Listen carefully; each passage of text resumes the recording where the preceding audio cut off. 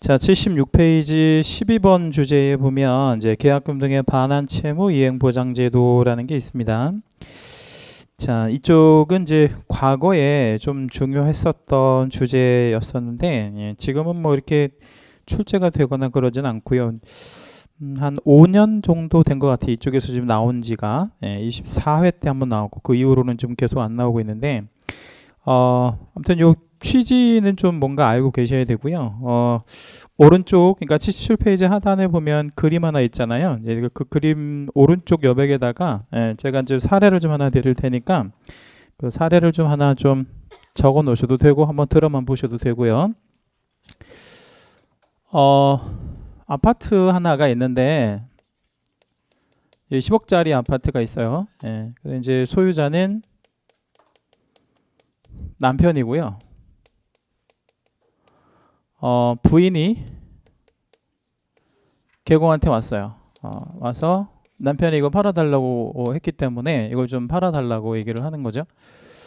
별 생각 없이 그냥 접수를 했는데 마침 이 물건을 뭐 할 사람이 있냐면 매수할 사람이 있는 거예요. 당연히 10억에 매수하겠다는 거죠. 그래서 이제 저 부인은 연락처가 부인밖에 없으니까 전화를 해서 손님 있으니까 좀 나와서 계약서 썼으면 좋겠습니다 라고 얘기를 했더니 부인이 남편은 지금 뭐 외국 출장 중에 있어서 자기밖에 없다는 거예요. 그러면 위임장 같은 거 가져올 수 있습니까? 그랬더니 안 된대요. 그거 가져올 수 없대요. 지금 외국에 나가 있어서 뭐 도저히 받을 수가 없는 그런 상황이라는 거예요. 그러면 이거 여러분 같으면 여러분이 개공 입장이에요. 이거 중개해주면 양쪽이거든요. 지금 양쪽 중개해주면 얼마까지 받을 수 있냐면 3,600만 원을 받을 수가 있어요. 3,600만 원 맞나? 아니 1,800만 원이구나. 1,800만 원. 아니 그러지 말고 그냥 이걸 20억이라고 합시다. 20억이라고 하면 되겠죠. 20억이고 3,600만 원. 그 요즘에 어떤 그 인터넷 그 신문 기사에 보니까 한 건만 하면 1년 연봉을 벌 수 있는 직업이다. 뭐 이래가지고 그 중개업이 나왔더라고. 그래가지고 이제 이 사례를 들었더라고. 20억짜리를 양타하면 최대 얼마까지 받을 수 있다고. 3,600. 20억짜리면 0.9까지 받을 수 있거든요. 최고. 0.9까지. 그러면 한쪽 받을 수 있는 게 1,800씩 하면 3,600이잖아요. 그러니까 3,600을 한 번에 벌을 수 있는 거예요. 지금 이 상황에서 여러분 같으면 계약서를 써줄래요? 아니면 안 써줄래요? 안 써줄래요?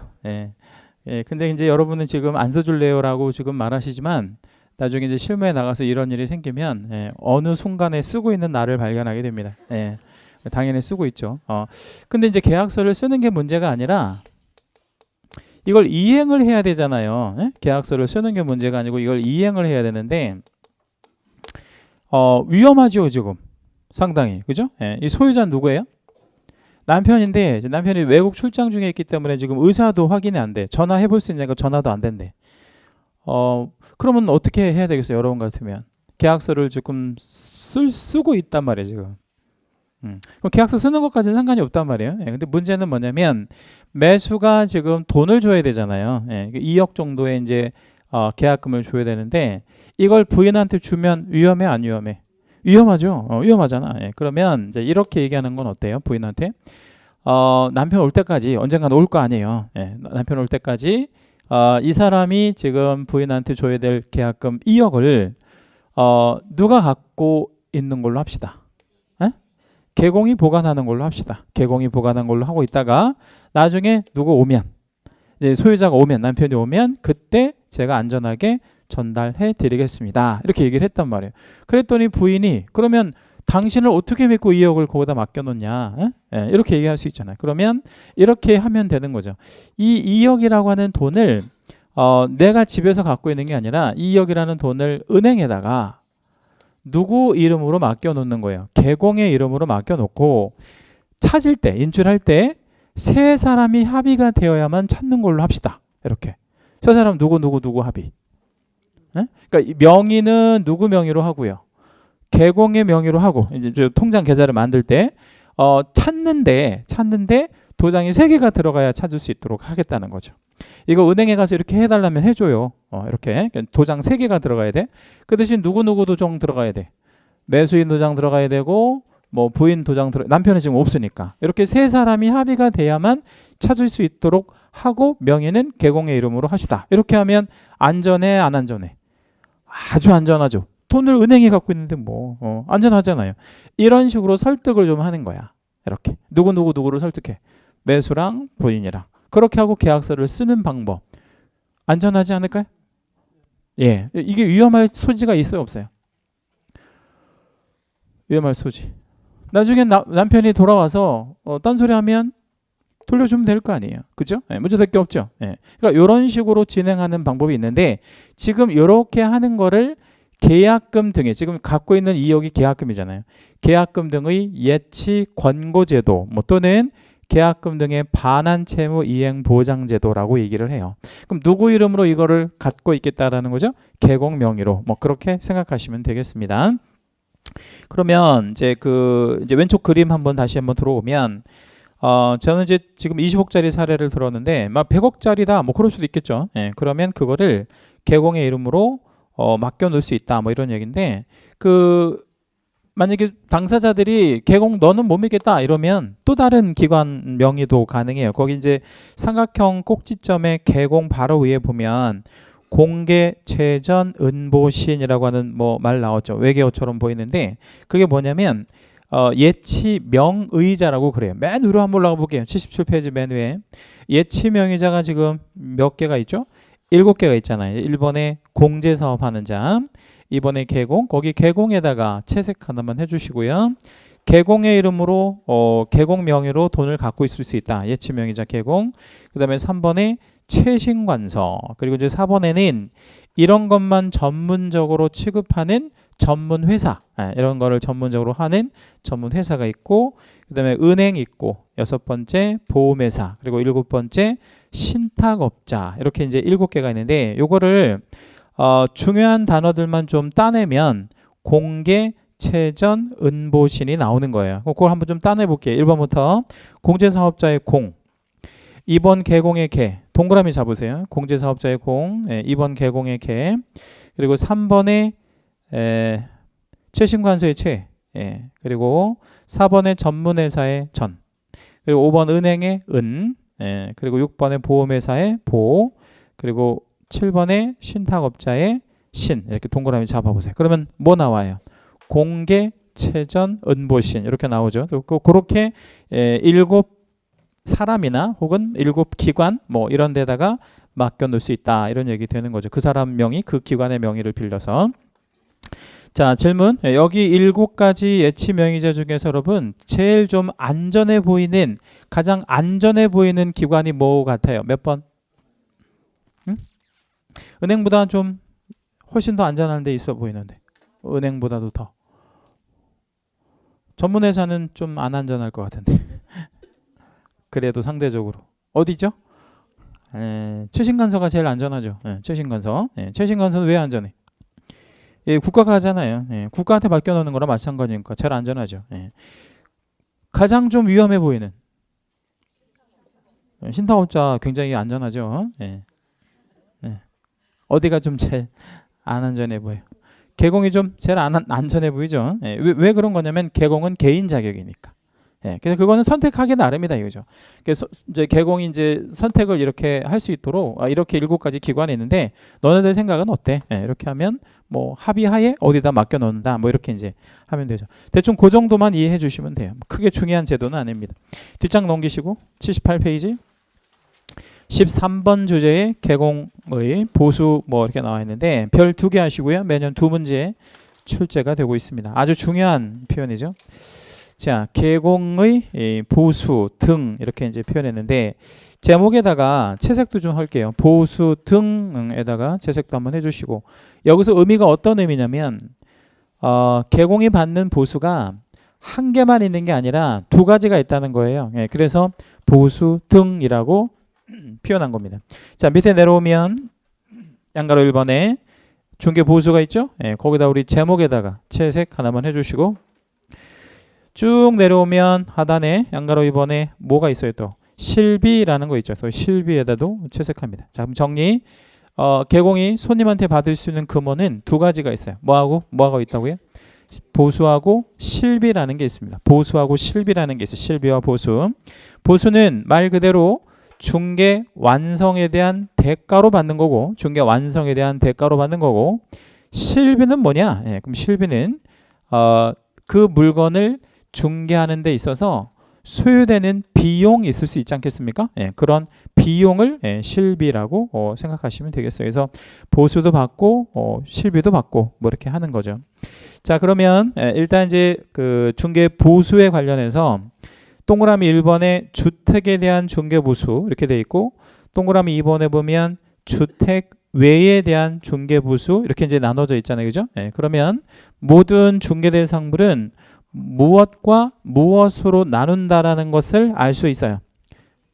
주택과 주택 외로 나눈다는 걸 알 수 있죠. 이걸 좀 간단히 정리를 한번 해볼게요. 서술어로 되어 있기 때문에 중개 보수를 산출하는 어떤 기준 내지는 방법에 대해서 한번 볼게요. 자, 이걸 이제 크게 두 가지로 나눠서 무엇과 무엇으로 나눈다 그랬죠? 주택과 주택 외로 나눈다 그랬어요. 그죠? 주택과 주택 외로 나눈다. 모든 중개 대상물은 주택과 주택 외로 구분합니다. 자, 그러면 주택인지 주택 외인지 한번 좀 답변해 주세요. 아파트, 주택, 상가, 주택 외, 오피스텔, 주택 외 맞습니다. 오피스텔 주택 외예요. 주거용으로 사용 중에 있는 오피스텔. 주거용으로 사용 중에 있는 오피스텔. 주택 외. 조금 전에 여러분이 주택 외라고 답변하셨잖아요. 그러니까 사람은 한 우물을 계속 파야 되겠죠. 그죠? 그러니까 지금 제가 수식어 들어갔다고 자꾸 주택으로 바꾸고 그러면 안 되겠죠. 그죠? 오피스텔은 무조건 뭐로 간다고요? 주택 외로 갑니다. 이해됐죠? 그죠? 자, 분양권이 있어요. 아파트 분양권. 주택 외. 주택 외 주택. 아파트 분양권이니까 주택으로 가야 되겠죠. 그죠? 자, 그러면 주택하고 주택 외는 대충 구분을 하셨어요. 하나만 더 해볼게요. 땅만 나왔어. 농지. 주택 외. 이렇게 이제 구분하면 돼요. 자, 그럼 이제 주택은 어떻게 받을 거냐면 국토부령이라는 게 있죠. 그죠? 다른 말로 시행 규칙이라고 하는 건 국토부령 범위 내에서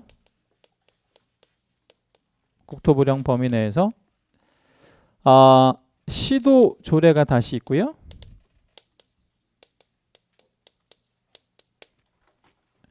서로 협의해서 받으면 돼요.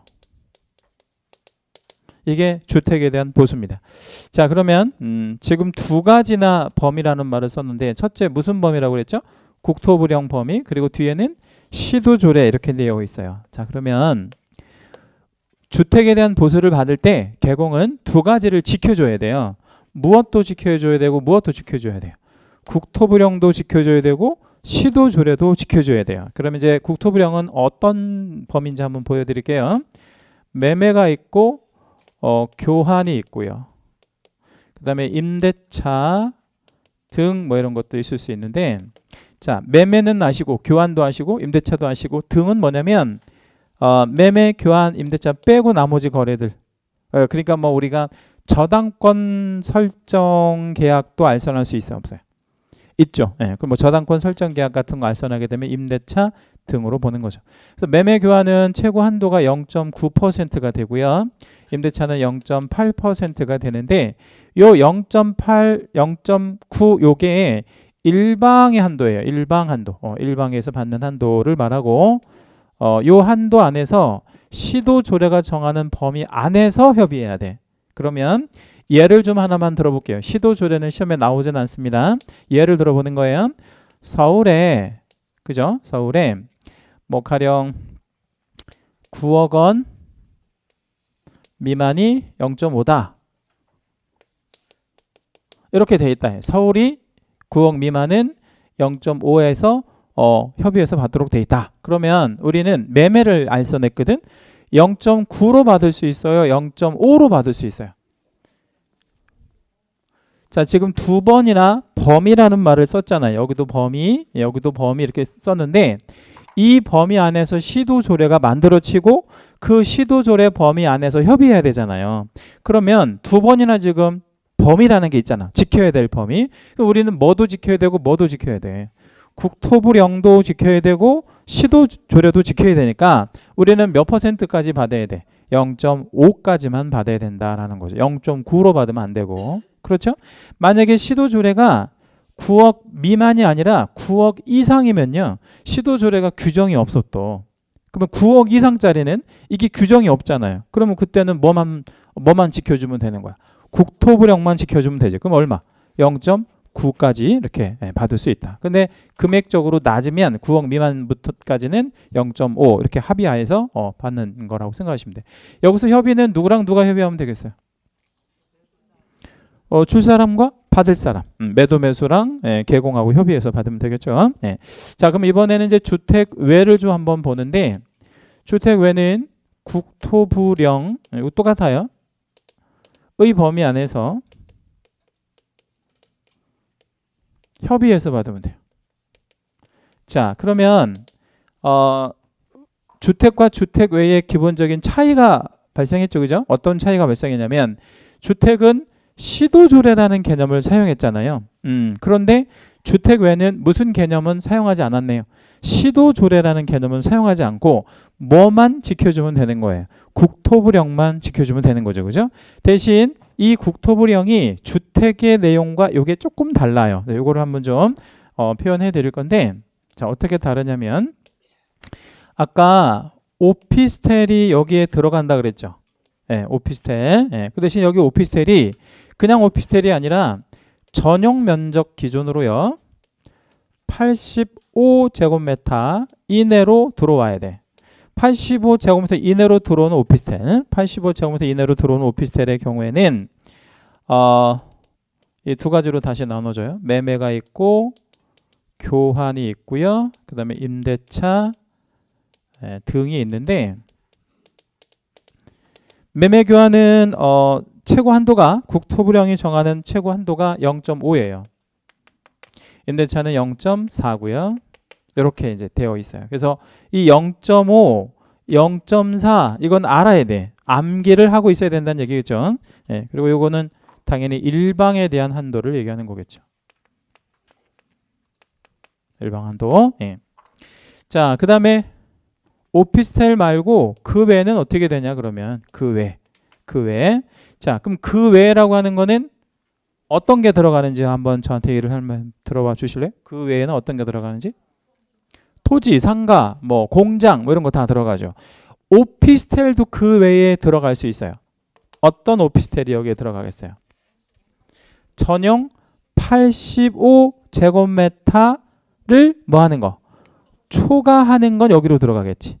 전용 85제곱미터 이내로 들어오는 건 여기에 들어가지만 초과하는 건 밑으로 들어가겠죠. 그죠? 그래서 그 외는 매매 교환 임대차 불문하고 최고 0.9까지 받을 수 있어요. 이것도 암기 하고 계셔야 돼요. 그래서 요율의 암기는 세 가지를 하셔야 돼요. 0.5, 0.4, 0.9 이렇게 암기를 하셔야 됩니다. 물론 여기도 일방 한도죠. 한쪽에 받을 수 있는 한도도. 일방 한도 이렇게 생각하시면 되겠습니다. 자, 그러면 아까 제가 20억짜리 아파트를 단독 중개하면 20억짜리 아파트를 단독 중개하면 얼마를 받는다 그랬죠?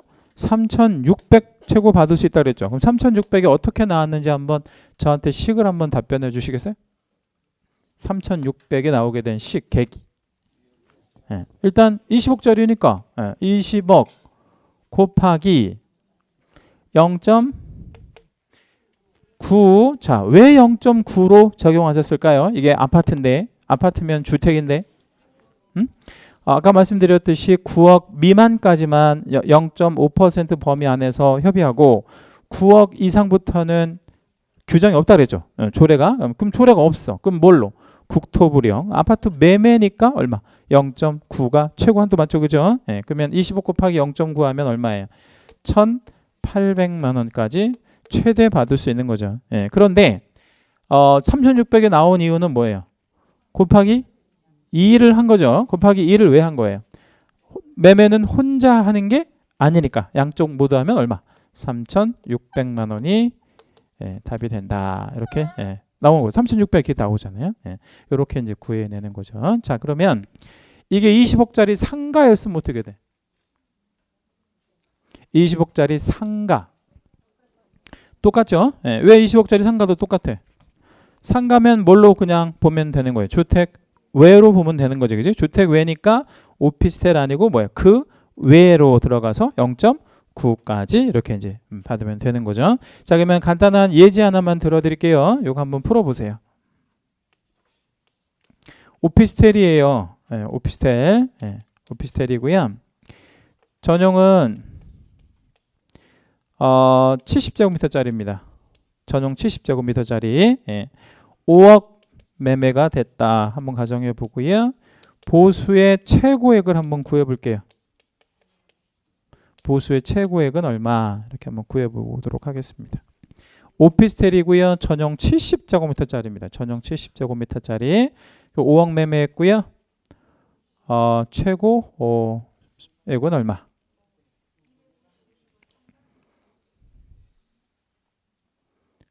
얼마일까요?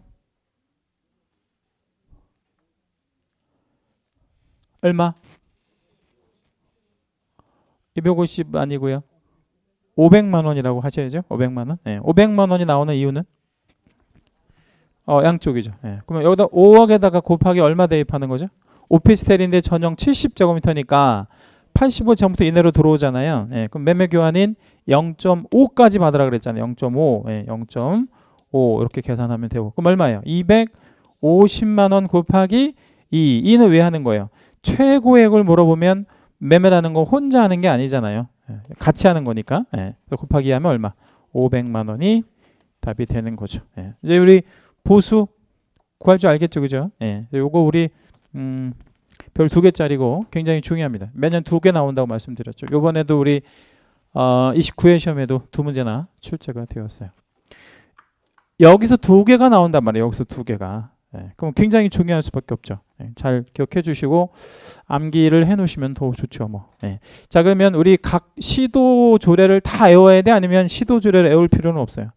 시도 조례는 외울 필요가 없는 거예요. 왜냐면 시도 조례는 시험 문제에 뭐 할 거예요? 줄 거야. 몇 %라고 준다고. 시도 조례가 시험 범위가 들어가는 게 아니니까 시도 조례를 외우는 게 아니다 이 말이에요. 그 대신 국토부령이 범위는 알고 계셔야 되겠죠. 그죠? 이거는 시험 범위에 들어가는 거니까요. 그렇게 이해해 주시면 되겠습니다. 깎아주는 게 문제가 되나요? 아니면 깎아줘도 되나요? 깎아줘도 상관은 없고 뭐 최대로 이렇게 뭐 받을 수 있는 최고 한도까지 이렇게 협의해서 받아도 되고 그렇습니다. 자, 이제 실비 파트로 좀 내려오면 실비가 아까 비용 같은 거라 그랬죠, 그죠? 비용 같은 거. 그 이제 양가로 1번에 보면 권리관계 확인에 소요되는 실비 뭐 이렇게 나와 있는데 거기다 우리 채색 하나만 해줄게요. 권리관계 확인에 소요되는 비용. 자, 서울개공이 부산 물건을 중개할 수 있어요, 없어요? 있죠. 그러면 아까도 말씀드렸듯이 확인 설명을 하려면 개공이 어디에 한번 다녀와야 되겠어요? 부산에 한번 다녀와야 될 거 아니에요. 그러면 부산에 왔다 갔다 하는데 차비, 뭐 먹는데 식비, 뭐 또 자고 올 수도 있으니까 숙박비 뭐 이런 거 들어갈 거 아니겠어요. 그럼 그런 것들을 누구한테 받아야 되느냐 이제 이런 얘기인데 매도인한테 받는 게 좋겠어요? 아니면 매수인한테 받는 게 좋겠어요? 매도, 매수. 매도인한테 받는 게 좀 좋을 것 같잖아요. 근데 왜 매도인한테 받는 게 좋을 것 같아? 사실은 그 권리관계 확인 비용은 왜 확인하냐면 얘 때문에 하는 거잖아요. 그죠? 근데 얘한테 받는 게 아니고 이쪽에 받는 게 맞아요. 근데 왜 얘한테 받냐면 물건을 조사했는데 물건이 안 팔릴 수 있죠. 안 팔릴 거를 대비해서 매도 측에서 받는 겁니다.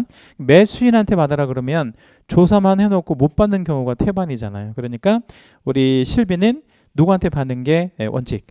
매도, 임대, 즉 권리를 이전할 쪽. 그래서 세 번째 줄에 보면 권리 이전하고자 하는 에다가 채색하시고 권리 이전하고자 하는 에다가 채색하시고 별표 한번 할게요. 거기도 별표 한번 잡으세요. 그것도 중요. 이전하고자 하는 의뢰인. 그 다음에 이제 조금 전에 계약금 등의 반환 채무 이행 보장에 소요되는 실비 뭐 이렇게 해가지고 계약금을 예치하는 제도 있다 그랬죠, 그죠? 그것도 채색 한 번만 해주세요. 계약금 등의 반환 채무 이행 보장에 소요되는 실비. 그러니까 요거를 예치할 때 들어가는 비용 같은 거 있을 수 있다면 그거는 권리를 모할 쪽에다가 받으면 되겠어요. 이전하고자 하는, 그쵸? 예, 권리 아니 취득하고자 하는 우측에 79페이지 맨 위에 보면 취득하고자 하는 에다가 채색 별표 권리 취득 의뢰인한테 받을 거다. 이렇게 생각해 주시면 되겠습니다. 자, 양가로 3번에 중개보수 등의 지급시기 뭐 이런 말 나와 있는데, 자, 거기 이제 중개보수의 지급시기에 관련해서는요, 원칙은 약정에 따르되 약정에다가 채색 하나만 해주시고, 단락을 한 번만 끊어볼게요. 채색도 해주시고 단락 한번 끊어보세요. 거기에서 거기까지가 원칙 예외로 나눴을 때 뭐? 원칙에 들어가요. 원칙적으로는 언제 받는다고? 약정 시기에 받는다. 그 다음에 약정이 없을 때는 거래대금의 지급이 완료된 날로 한다라고 했어요. 완료된 날로 한다. 그래서 대금의 지급 완료된 날에다도 채색해 주시고, 보통 요거를 잔금일이라고 얘기하죠. 예, 그러면 원칙 뭐 예외 뭐. 원칙은 약정시, 그 다음에 예외는 잔금시, 이렇게 이제 되는 거죠. 예, 그럼 이제 우리 칠판을 잠깐만 봐보세요.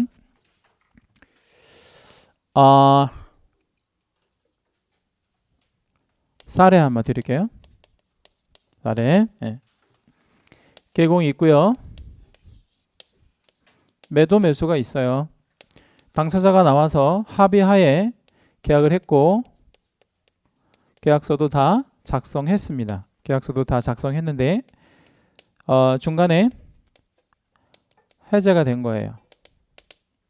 누가 해제를 했든 매도가 했든 매수가 했든 서로 해제를 한 거예요. 이건 당사자의 귀책이에요. 당사자 때문에 매도든 매수든 누군가의 어떤 사유에 의해서 계약이 해제가 된 거예요. 자, 그럼 개공은 중개보수 받을 수 있어요, 없어요? 받을 수? 자, 여기서 문제가 하나 생기는 게 뭐가 문제가 생기냐면 우리는 보수를 받아야 되잖아요. 보수. 근데 원칙은 언제 받고 예외는 언제 받으래? 원칙은 약정 시에 받고 예외적으로 잔금 시에 받으라고 그랬잖아요. 그죠? 예. 그런데 중간에 계약이 해제가 되면 잔금이라는 건 있어요, 없어요? 없지. 잔금이라는 건 없잖아. 중간에 해제가 돼버리니까 원상으로 다 회복됐잖아요. 그러면 우리는 보수에 대해서 그냥 두면 돼, 안 돼? 요 사례를 잘 생각해 봐요. 보수에 대해서 약정을 하는 게 좋아? 아니면 내버려 두는 게 괜찮아요? 약정을 해야죠. 약정을 해야 되겠지. 왜냐면 봐요. 예외적으로 잔금 시에 받으라 그랬단 말이에요. 근데 잔금 시에 받으려면 잔금이라는 건 없잖아. 지금 해제가 되면. 근데 누구 잘못 때문에 이게 해제된 게 아니에요. 개공 귀책이 아니라 당사자 귀책에 의해서 해제가 된 거잖아요. 그러면 보수를 못 받게 되는 문제가 생길 거 아니에요. 예, 그러면 우리는 어떻게 하는 게 맞아요? 약정을 해줘야지. 뭐에 대한 약정을 해줘야 되겠어? 보수에 대한 약정. 뭐라고 약정을 해야 돼요? 계약 체결 시에 계약서 작성도 아니고 계약 체결 시에 뭐 하는 걸로 한다? 보수 집을 하는 것으로 한다. 이렇게 딱 써놔야 되겠죠. 그죠? 이렇게 해놔야 나중에 뭐가 되도록요? 해제가 돼도 보수를 받을 수 있겠죠. 그죠? 예. 이걸 만약에 안 써놓으면 문제가 생기잖아. 그러면 이런 약정에 대해서 이제 계약서에다가 딱 써놓으면 이런 약정은 유효한 거죠. 그죠? 예. 이게 뭐 반사회적인 약정이 아니니까 당연히 유효하다. 이거를 안 해놓은 거하고 해놓은 거하고는 많이 차이가 나겠죠. 그죠? 그래서 이렇게 해서 받아라 이 말이에요. 그러니까 이런 내용들이 개공들이 좀 알아야 되는 거죠. 법 조문을. 자, 그 다음에 이제 양가로 4번에 가보니까 법정한도 초과시 처벌 규정이다 이런 말 나오는데 오른쪽 여백에다 한번 적어 볼게요. 여백에다 한번 적어 놓아 볼게요. 개공이요. 그죠? 예, 개공이 이거를 금품을 초과해서 수수하면 금품 초과 수수라고 해요. 금품을 초과해서 수수하게 되면 어떤 문제가 생기냐면 등록 취소에다가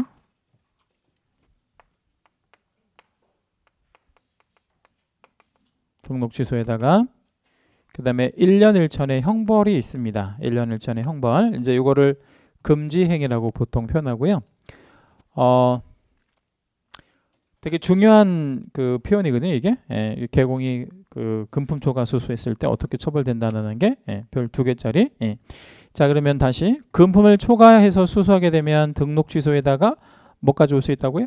1년 1천의 형벌까지 올 수 있다. 그러면 이거 한번 읽어볼게요. 이걸 뭐라고 읽어야 돼요? 위에 거를 1년 이하의 징역 또는 이거는 1,000만 원 이하의 벌금, 뭐 둘 중에 하나 오게 될 거예요. 그런데 만약에 징역형 떨어지면 개공한테 최악의 경우 뭐까지 취소될 수 있어요? 자격 취소까지도 될 수 있고, 벌금 떨어져도 등록 취소도 또 될 수 있는 거죠, 그죠? 그러니까 이제 대개 이제 금품 초과 수수했다고 해서 뭐 이렇게 징역을 보내거나 이러지는 않아요. 실무적으로 보면 벌금을 이렇게 부과하게 되는데 어떻게 됐든 간에 우리는 금품 초과 수수하게 되면 등록은 취소된다 이건데 아까 그 등록 취소가 되면 몇 년 동안 일을 못 한다 그랬죠? 3년 동안 일을 못 한다 그랬단 말이에요. 자, 그러면 손님이 업다운 계약서를 써달라고 했어요. 업계약서 혹은 다운 계약서. 그러면 아까 우리 배운 거 한번 복습 한번 해보죠. 그 업다운 계약서 잘못 써주다가 걸리면 어떻게 된다 그랬죠? 전 시간에 등록 취소에다가 취득가액의 5% 상당의 과태료 받을 수 있다 그랬죠. 그러면 이제 우리가 생각을 한번 해봐야 돼요. 내가 업계약서든 다운계약서를 써줄 거냐? 그럼 나한테 무슨 실익이 있어야 될 거 아니에요. 근데 그 실익이라고 하는 게 뭐밖에 없어요. 그러니까 얘가 뭐 업다운 계약서를 써달래, 혹은 얘가 업다운 계약서를 써달래. 그럼 나한테 무슨 이득이 있어야 그걸 써줄 거 아니야. 나한테 현저한 불이익이 있는데 그걸 왜 써줘? 그러면 얘네한테 내가 이걸 써주면 니네 뭐 줄래? 라고 물어봐야 될 거 아니야. 그랬더니 얘네들이 뭘 해주겠다는 거야? 돈을, 보수를 많이 주겠다 이거예요. 그러면 우리가 또 생각을 한번 해봐야 되잖아. 보수를 많이 주겠대. 그럼 많이 주는 부분에 대해서 만약에 수수하다 적발이 되면 뭐에다가 뭐 걸릴 수 있어요? 등록 취소에다가 1년 1천의 형벌이 떨어지는. 아까는 형벌은 없었잖아요. 즉 업다운 계약서 써주다가 걸리면 형벌은 없었잖아. 근데 지금은 이제 뭐까지 떨어져? 형벌까지 떨어지니까 이거는 뭐까지 취소될 개연성도 있어요. 자격 취소의 가능성도 있는 거죠. 그렇지, 그죠? 그러니까 굉장히 심각한 상황이 이제 생길 수 있다는 거죠, 우리가. 그러면 자격이 취소가 되면 일을 몇 년 동안 못해? 3년 동안. 그리고 3년 있다가 자격을 다시 줘? 아니면 어떻게 할 수 있어? 시험을 다시 봐야 되는 문제가 생기잖아요. 그러면 자, 이제 여러분 판단 한번 해보세요. 업다운 계약서 써주면 돼? 안 돼? 안 돼. 난 심각한 문제 생기잖아요. 근데 손님이 돈을 많이 준대. 법정한다보다 많이 준대. 그럼 어떻게? 그러면 최악의 경우 뭐까지 취소될 수 있어요? 자격까지 취소될 수 있잖아. 그럼 이제 여러분이 손님이 만약에 20억을 주겠대. 20억을 주겠다는 거야. 그럼 어떻게 할래요? 응? 고민 좀 해봐야 되겠죠. 뭘 고민을 해봐야 되겠어요? 20억을 주겠다니까. 응? 아니, 자격 취소되더라도 20억하고 자격 취소하고 바꿔도 되잖아요. 그치? 그런 고민을 생각할 수 있잖아요. 사람이니까. 그래서 대법원은 뭐라고 했냐면 이 초과된 부분은 무효라고 하고 있어요. 초과된 부분은 뭐라고? 무효야. 무효. 무효니까 어떻게 돼? 반환해야 된다 이 말이에요. 초과된 부분은 무효. 그래서 반환의 효과가 있다는 거죠. 그러면 처벌은 처벌대로 받고 아니면 돌려주면 없던 걸로 하고. 그것도 중요해. 이 무효라는 거 되게 중요하거든요. 처벌도 받고 돌려도 줘야 되고. 그러니까 나는 아무것도 아니라는 거예요. 그러니까 정리해 볼게요. 하나의 세트로 뭣도 써줘서는 안 되고, 업다운 계약서 당연히 써줘서는 안 되고, 그 다음에 또 그거에 대한 대가로 금품 초과 수수를 보통 하게 되는데 개공들이 아무 이유 없이 왜 써줘요. 그러니까 이것 때문에 하게 되는데 이것도 나중에 적발이 되면 최악의 경우 자격도 취소되지만 더 중요한 건 뭐냐면 돈도 못 받는다 이거예요. 돈이라도 받는다면 어때요? 고민해볼 만하잖아. 근데 돈도 못 받고 취소까지 다 되고 그런다는 거죠. 절대로 그렇게 이제 규정 자체가 호락호락 돼 있지 않다라는 거죠. 그래서 다 돌려도 주고 처벌도 받으니까 아무튼 그거는 해서는 안 되는 행위구나 이렇게 생각하시면 돼요. 그 밑에 판례 그 뭐죠? 제목에다가 채색 한번 해주시고 제목 옆에다가 땡땡 하나 해주신 다음에 무효라고 쓸게요. 무효라는 건 효력이 없다는 거예요. 그러니까 원래 원상으로 다 돌려줘야 되는 이런 문제가 생긴다는 얘기겠죠. 예, 뭐 그런 겁니다. 자, 14번 주제대로 가죠. 이제 14번에 업무상 행위에 대한 개공의 책임. 거기도 우리 별표를 하나만 좀 하시고요.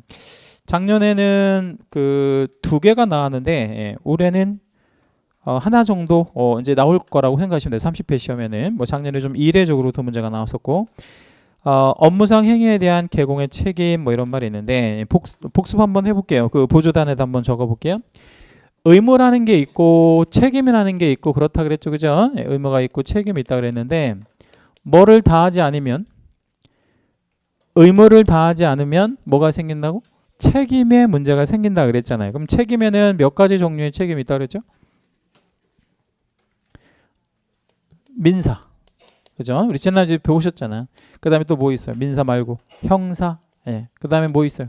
행정상, 뭐 이런 책임들이 있는 거죠, 그죠? 민, 형, 행정상의 책임들이 있다. 자, 그럼 민사로는 뭘 해주는 게 민사 책임이라고 그러죠? 돈으로 물어주는 걸 뭐라 그래? 손해배상, 그렇죠? 손해배상 책임. 그 다음에 형사로는 뭐 하는 게 형사 책임이야? 뭐 징역 가고, 그 다음에 또 뭐? 벌금 내고 뭐 이런 거를 형사 책임이라고 한다 그랬죠. 행정상 책임으로는 뭐가 행정상 책임이에요? 뭔가 취소되거나 뭔가 뭐 등록이나 자격이나 뭐 취소되거나 좀 경미하더라도 정지 같은 거 되는 거 뭐 이런 것들을 행정상 책임이다 이렇게 얘기하죠, 그죠? 그래서 우리는 민사 책임에 대해서 보통 중요하게 생각하고 우리 과목에서 우리 공인중개사 시험에서 중요하게 좀 다루고 그러잖아요. 민법에서는 다 이 손해배상과 관련한 얘기를 배우니까. 근데 우리 과목에서는 민사보다는 형사와 행정상 책임이 훨씬 더 중요한 거죠. 그래서 책임에는 이렇게 3가지 책임이 있다 이거죠. 요즘에 그 B2라고 해가지고요. B2라고 들어보셨어요? B2. 미투라는 것도 있었는데 미투 말고 B2라는 게 또 있거든.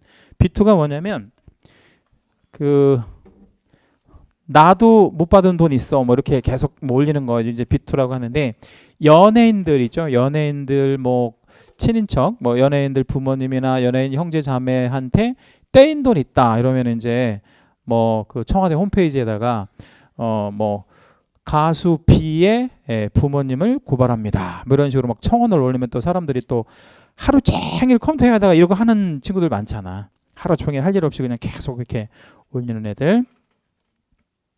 그런 애들 이렇게 조사해 보면 뭐 하는 애들일 것 같아요?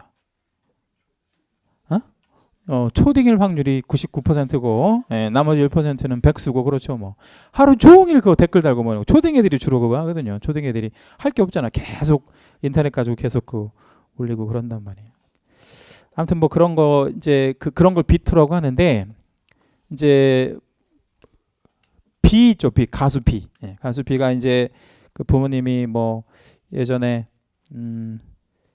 쌀 가게를 했다나 뭔 가게를 떡집을 했다나 뭐 이렇게 떡집 맞아요. 떡집을 좀 했는데 쌀 가게에서 이제 외상으로 쌀을 가져다가 떡을 만들어서 팔고 그랬을 거 아니에요. 그래서 그 외상값도 못 받고 실제로 이제 돈도 빌려주고 뭐 이래 가지고 이제 그 B2가 또 하나 나온 거야. 뭐 청와대에다가 이제 청원 놓고 막 그런 걸 왜 청와대에다가 쓰고 그러는지 모르겠어. 사람들 미친 것 같아. 그죠? 아무튼 뭐 그래가지고 이제 이제 문제가 됐는데 가수 B가 뭐라고 했냐면 그 기자회견에서 못 받은 돈 있으면 다 갖겠다. 그럼 못 받은 돈 있으면 갖겠다고 하면 그럼 무슨 책임을 지겠다는 거예요? 손해배상을 지겠다는 거죠. 그리고 그게 돈을 뭐 이렇게 안 갚은 게 형사의 상의 문제는 아니잖아요. 그죠? 그리고 행정상의 책임도 없죠. 그죠? 지금 뭐 떡집은 다 관뒀으니까. 근데 말 끝에 뭐라고 했냐면 도의적인 책임을 지겠다 이랬단 말이에요. 도의적인 책임. 그럼 도의적인 책임이라는 거 여기 없네. 여기 없잖아요. 이런 것들은 말 그대로 법률적으로 지는 책임은 아니다. 이 말. 내가 유명인이기 때문에 연예인이기 때문에 부담하는 책임을 얘기하는 것뿐이죠. 그래서 보통 그 도의적인 책임이라는 것도 있을 수 있어요. 예, 근데 그거는 여기에는 안 들어간다. 아무튼 우리가 법률적으로 부담하는 책임에는 몇 가지 책임이 있다는 거죠? 세 가지 책임이 있다. 이렇게 생각을 하시면 되겠습니다. 그럼 넘겨볼게요. 양가로 1번에 무슨 책임이 있나요? 민사 책임, 예, 손해배상 책임. 제목에다가 채색 하나만 하시겠습니다. 채색 한번 해주시고, 그 다음에 양가로 2번에 보면 또 제목에 뭐라고 되어 있어요? 형사 책임 뭐 이렇게 있죠, 그죠? 예, 그리고 양가로 3번에 보면 행정상 책임이라는 게 있습니다. 거기도 제목에다가 채색 한번 할게요. 예, 자, 그렇게 한 다음에 민사 책임 쪽에 보니까 동그라미 1번 소제목에 보면 과실 책임과 무과실 책임이라는 말 나오죠, 그죠? 그것도 채색하시고, 그거는 별표도 한번 하겠습니다. 과실 책임과 무과실 책임은 꼭 구분을 할 줄 아셔야 되는데, 과실 책임은 무슨 뜻? 무과실 책임은 무슨 뜻? 과실이 있으면 책임져라 이런 말이고, 무과실 책임은 과실이 없어도 책임져라 이런 말이 되겠죠, 그죠? 그래서 과실 책임과 무과실 책임 뭐 이렇게 이해하시면 되겠고, 왼쪽 보조단에다가 이렇게 한번 먼저 적어놔보고 시작할게요. 자, 고의가 있고요, 중과실이라는 게 있습니다. 그리고 경과실이라는 게 있어요. 자, 이렇게 이제 불법의 정도는 왼쪽으로 갈수록 세지는 거예요. 자, 그러면 민법 시간에 고의라는 말 들어보셨을 거예요. 고의. 고의가 뭘까요? 고의. 자, 고의 한번 보여드릴게요. 자, 지금 제가 손에 뭐를 갖고 있죠? 분필 갖고 있는데 요거 하나에 한 100원 정도 간다고 치죠. 이걸 제가 일부러 떨어뜨리면 어떻게 될까요? 이 바닥에 떨어지면서 깨지겠죠. 네, 그럼 이거 100원짜리 가치가 있는 재화의 가치가 효용성이 떨어지는 것도 있고, 또 여기 떨어지면 이 바닥이 어떻게 되겠어요? 지저분해질 거 아니에요. 그런 거를 알면서 제가 하면 그게 뭐야? 고의가 되는 거죠. 근데 제가 뭘 이렇게 필기하다가 힘을 좀 많이 줘서 떨어뜨릴 수도 있잖아요. 그러면 그건 뭐가 되는 거야? 과실이 되는 거죠. 그래서 이거는 알면서. 예. 근데 이거는 알았다기보다는 실수라고 생각하시면 되고. 자, 그런데 조금 전에 여러분이 과실이라는 말을 과실 책임, 무과실 책임 이렇게 봤잖아요. 이때 과실은 중과실을 말할까요? 경과실을 말할까요? 아니면 고의를 말할까요? 뭐를 말하겠어요? 과실 책임에서의 과실은. 중과실은 좀 무거운, 요거는 가벼운 뭐 이런 뜻이고, 요거는 이거보다 훨씬 센 거를 고의라고 하고. 뭐를 말할까요? 과실은. 경과실을 얘기하는 거죠. 중과실을 말하는 게 아니라. 네, 그러면 과실 책임에서의 과실은 여기서부터를 말한다. 이렇게 이해해 주시면 돼요. 즉 경과실 책임을 과실 책임이라고 그래요. 그러니까 고의도 들어가 안 들어가? 자, 다시 제가 지금 어떻게 썼어요? 과실에서부터 동그라미 잡아서 왼쪽으로 다 썼잖아. 그러면 과실 책임에는 고의도 들어가 안 들어가? 들어가지, 당연히. 안 들어가긴 뭘 안 들어가? 들어가야지. 이거 들어가는 거예요. 네. 그러면 자, 드문 케이스인데 중과실 책임이라는 말도 있어요. 이게 저 상가 임대차법에 한번 나오거든. 중대한 과실로 인하여 이러면 경과실은 들어가 안 들어가? 안 들어가, 그거는. 그래서 이건 이렇게 생각하셔야 돼. 경자는 통상 생략하고 줍니다. 법조문에서 그래서 과실이라는 말이 나오면 그냥 경과실을 말하는 거야. 중과실에서 중자는 생략해, 생략하지 않아? 생략하지 않아요. 생략하면 ENG, ENG 헷갈리니까. 그래서 보통 과실을 이러면 경과실을 말하고 중과실, 고의까지 싹 포함되는 개념이다. 이렇게 생각을 하시라고요. 여기 이후로는 다 과실 책임 범위 안에 들어가는 거예요. 우리 형법에는 고의범만 처벌하는 케이스가 되게 많아요. 일부러. 그러면 고의범 책임, 그러니까 고의범 책임이라고 하면 과실범은 들어가 안 들어가? 안 들어가는 고의부터만 처벌하겠다는 얘기가 되는 겁니다. 예, 그렇게 좀 이해해 주시고요. 제가 사례 하나 좀 드릴게요. 이 사례를 통해서 이제 그 과실과 무과실 책임에 대해서 구분을 한번 해볼게요.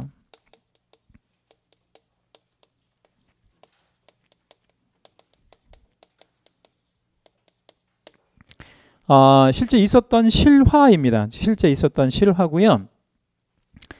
서울에 굉장히 유명한 화로구이집에서, 화로구이는 이제 숯불에다가 고기 구워 먹는 집이죠. 예, 그 화로구이집에서 뭐를 팔았냐면 독주를 팔았어요. 희한한 사람인데, 독주가 뭐예요? 그 센 술 있잖아요. 그 뭐 꼬량주 같은 거 막 한 60도 이상 넘어가는 그 독주를 팔았는데, 이 독주가 주로 어디에 담겨 있었을까요? 어디에 담겨서 팔아요? 유리병에 이제 담겨서 팔잖아요. 예. 근데 이거를 서빙을 하는 그 종업원이요. 독주를 서빙을 하다가, 예, 화로구이집이니까 이제 여기 뭐 이렇게 테이블이 이렇게 있으면 가운데 뭐가 있었겠어요? 불이 있었을 거 아니에요. 예, 여기 이제 숯불이 막 이렇게 이제 타고 올라오는데, 독주를 서빙하다가 이걸 놓친 거야. 술을, 예, 놓쳐가지고 여기 딱 만약에 떨어졌다고 치면 독주가 이렇게 딱 깨지면서 어떻게 됐겠어요? 이 불로 어떻게 돼요? 튀겼겠죠. 이래가지고 여기 세 명이 앉아 있었는데, 엄마 앉아 있었고요, 아빠 앉아 있었고, 4살 먹은 아기가 앉아 있었는데, 엄마 옆에 아빠 옆에 어디 앉아 있었을 것 같아요?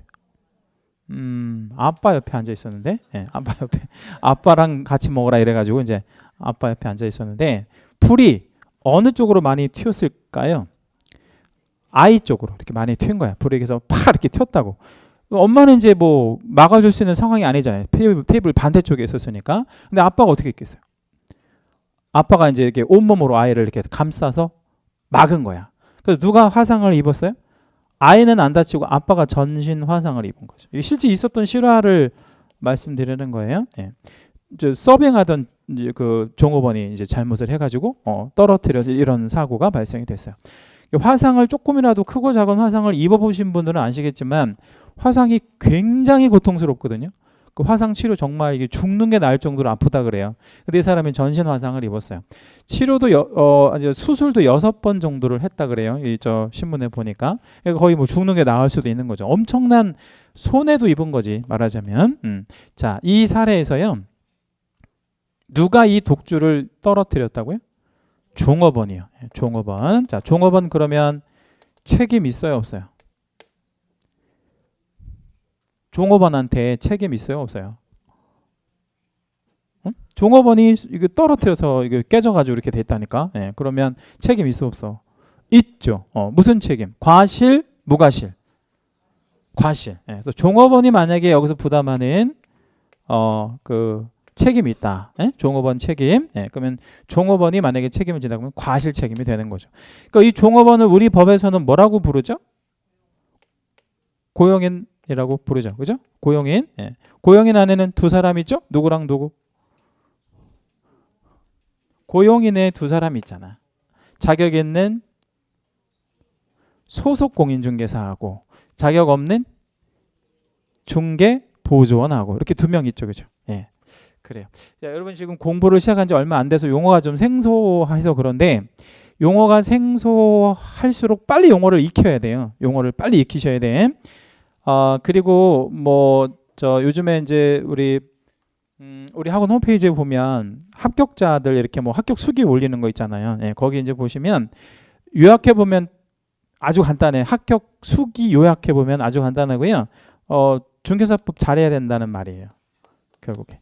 예? 중개사법 뭐 해라? 고득점 해라. 요약하면 그거야 다. 열이면 9은 다 그렇다고. 공법을 잘해서 붙었다는 사람은 한 명도 없다고. 전부 다 공법은 몇 점 맞았다 그러냐면 42.5 이렇게 맞았다고. 어떤 분 한 분은 이렇게 썼더라고. 37.5점을 맞아가지고 채점을 해보니까 떨어졌다고 이제 생각을 해서 학원에 등록까지 했대요. 1차는 당연히 붙었고 2차에서 공법 37.5점 그래가지고 이제 그 등록이 됐다는 거야. 올해 또 이제 다니려고 등록을 했었는데, 이번에 발표할 때 어떻게 나왔어요? 공법 하나가 모두 정답이 나온 거야. 모두 정답이. 공법에서 모두 정답 하나가. 예. 그러니까 모두 정답이 나왔으면 이 사람은 몇 점 맞은 거야? 그러니까 40점을 맞아가지고 합격이 된 거야. 중개사법을 90점을 맞았으니까. 그래가지고 합격이 됐대. 합격이. 그래가지고 뭐라고 썼냐면 공법 선생님 정말 훌륭하시다 이렇게 썼어. 예. 중개사법은 90점을 맞았는데. 이제 이것 때문에 심한 우울증도 저 오고 진짜 우울증이 온다니까요. 아니 공법을 40점을 맞았고 중개사법 90점을 맞았는데 어떻게 공법 선임이 훌륭하냐고. 뭐 그럴 수 있죠. 뭐 그럴 수 있어. 이거는 그렇다 치더라도 용어를 빨리 파악을 하시고 이 과목에서 아무튼 고득점 하시면 못하면 떨어지는 거예요. 무조건 이 시험이. 내년 시험도 더 그럴 것 같아요.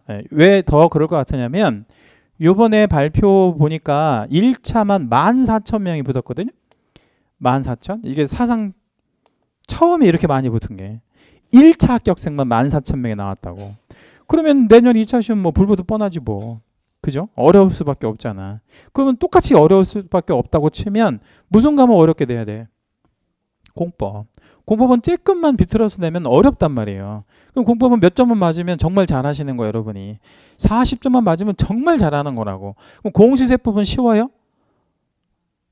그렇지 않아요. 공시세법도 그렇게 쉬운 과목이 아니라고. 중개사법 빨게는 여러분이 80점, 90점 맞을 과목이 없다고. 그러니까 아무튼 열심히 하시라고요. 다시 한번 말씀드릴게요. 종업원을 우리 법에서는 뭐라고 얘기한다고? 고용인. 자, 고용인에는 두 사람 합쳐 부른다 그랬잖아요. 누구랑 누구? 소공하고 중개보조. 얘가 잘못했으니까 얘는 책임져야 되잖아. 그러니까 얘가 책임지는 게 뭐야? 과실 책임이라고. 너 과실 있으니까 책임져야 되잖아. 그런데 자, 예를 하나 들어볼게요. 지금 이때요. 이 화로구이집에서 종업원이 독주를 떨어뜨려서 이게 이제 이렇게 애 아빠가 다친 거잖아요. 근데 이때 서울에 지진이 나서 한번 한 진도 7 정도의 지진이 나서 막 심하게 흔들리는 상태에서 이런 일이 생겼다고 쳐봐요. 그러면 책임 있어 없어?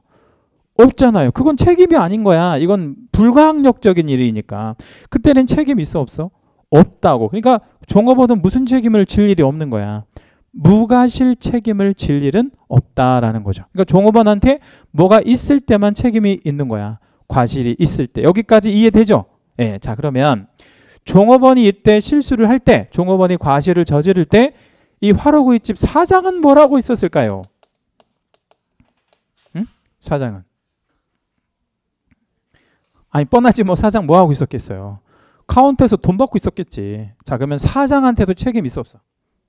있어요. 자, 사장한테 책임은 과실, 무과실. 어떤 책임? 무과실 책임이 있다는 거예요. 여기도 한번 써볼게요. 사장. 사장을 우리 법에서 뭐라고 하면 돼? 개공. 이렇게 하면 되는 거죠. 그죠? 네. 그래서 개공이 부담하는 책임, 이게 뭐야? 무과실 책임이고, 실제로 일을 하는 사람이 부담하는 책임은 과실 책임이고 그렇다. 이렇게 생각하면 되는 거죠. 그죠? 그래서 과실과 무과실 책임으로 구분할 때 무과실은 사장이, 즉 개공이 부담하는 것이고 과실은 고용인이 부담하는 것이다. 그럼 만약에 사장이 서빙하다가 독주를 놓쳐가지고 만약에 사고 생기면 사장도 책임 있어 없어? 있죠. 네. 그러면 사장 한번 적어볼게요. 여기.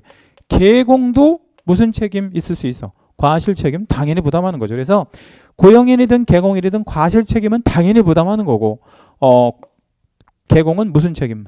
무과실 책임. 요건 개공한테만 떨어지고 종업원한테는 무과실 책임을 부담할 필요는 없다. 이렇게 생각하시면 돼요. 그러면 개공한테 무슨 책임 올 수 있다는 거, 무과실 책임 올 수 있다는 거 중요합니다. 그러니까 책임지는데 과실이 없어도 책임진다. 이렇게 생각하시면 돼요. 자, 이거 결론을 좀 말씀드리면 이 종업원한테도 민사상 손해배상 책임 있어요. 그리고 이 사람 형사상 책임 졌을까요? 안 졌을까요? 이 사람 굉장히 많이 상해를 입은 거잖아요. 벌금 받았겠지. 그리고 행정상으로 이 화로구입집 영업정지 같은 거 먹었을까요? 안 당했을까요? 먹었겠지. 사람이 많이 다쳤으니까. 이렇게 그렇게 책임이 발생하게 됩니다. 자, 그 다음에 이제 2번 내려오면 연대채무라는 말이 있는데, 이 연대채무라는 건 이런 말이에요. 자, 칠판 잠깐 볼게요. 이 화로구이집에서 이 수술을 6번 했다고 그랬잖아. 이 사람이, 다친 사람이. 그러면 수술비 누가 물어줘야 돼? 수술비를 누가 배상해야 되느냐라고 제가 질문을 드렸어요. 수술비를. 얘도 부담해야 되고 종업원도 부담해야 되고 나아가서 누구도. 개공도 부담해야 되잖아. 그런데 얘가 돈이 하나도 없는 애야. 고용인이 돈이 하나도 없대. 네, 돈이 하나도 없대. 그럼 누가 책임을 져야 되겠어? 얘가. 즉 개공이 책임져야지. 반대로 해볼게요. 화로구이집 사장인데 사장인데 돈이 무일푼이야. 그럴 수도 있잖아. 돈이 하나도 없어. 그럼 누가 책임져야 되겠어? 고용인이, 종업원이 책임져야 되겠지 뭐. 그러면 서로가 어떤 책임이 있다라는 거야. 연대에서, 서로가 연대에서 책임이 있다. 둘이 연대에서. 그런데 연대 책임 관계에 있는 애들 중에서 어느 한쪽이 다 배상을 한 거야. 만약에 뭐 치료비랑 뭐 합의금이랑 해서 한 3억 정도 물어줬다고 생각을 해봐요. 근데 이 3억을 개공 혼자 다 물어줬다고 생각해봐. 개공 혼자 다 물어준 거야. 얘가 돈이 없어서. 그러면 개공은 좀 열받죠. 그럼 그거를 누구한테 달라고 할 수도 있어요. 고용인한테 달라고 할 수도 있잖아. 이걸 뭐라고 하냐면 세자로 구상권이라고 해요. 구상권. 되찾아온다라는 뜻입니다. 연대 책임 관계에서 어느 일방이 채무를 전부 변제할 때는 타방 채무자한테 구상권을 행사할 수도 있다. 그 얘기예요. 자, 그 다음에 이제 오른쪽에 양벌이라는 말이 있는데, 이 양벌이라는 말은 그 채색 하나만 해주시고요. 민사상은 연대해서 이제 부담하는 경우가 있고요. 형사로는 양벌이라는 말이 있는데, 이 양벌이라는 게 무슨 얘기냐면, 자, 만약에 아빠가 사망했다면 어떻게 될까요? 만약에 죽을 수도 있잖아. 만약에 아빠가 사망했다면 어떻게 될까? 그럼 책임 관계가 좀 더 가중해서 부담될 거 아니에요. 그럼 만약에 이 종업원한테 징역형 떨어질 수 있어 없어? 있죠. 그럼 징역 갖고, 그러면 화로구이집 사장한테는 벌금 떨어지면 어때? 그럴 수도 있겠죠. 그러면 종업원은 징역, 사장은 개공은 벌금 이렇게 받으면 양쪽 모두 벌 받은 거야? 아니면 한쪽만 받은 거야? 양쪽 모두. 그럼 그게 뭐야? 양벌이 되는 거죠. 그래서 고용인이 잘못한 거를 개공이 형사상으로 같이 처벌을 받는 거, 그거를 뭐라고 해? 양벌이라고 해요. 다시, 종업원이 잘못한 걸 가지고 고용한 고용주가 형사상으로 같이 책임을 지는 걸 뭐라고? 양벌이라고 한다고. 양벌. 그래서 양벌은 형사에서만 발생하는 거고 민사에서는 연대라고 얘기한다. 이렇게 이해해 주시면 되겠습니다. 잠시 쉬었다가 하시겠습니다.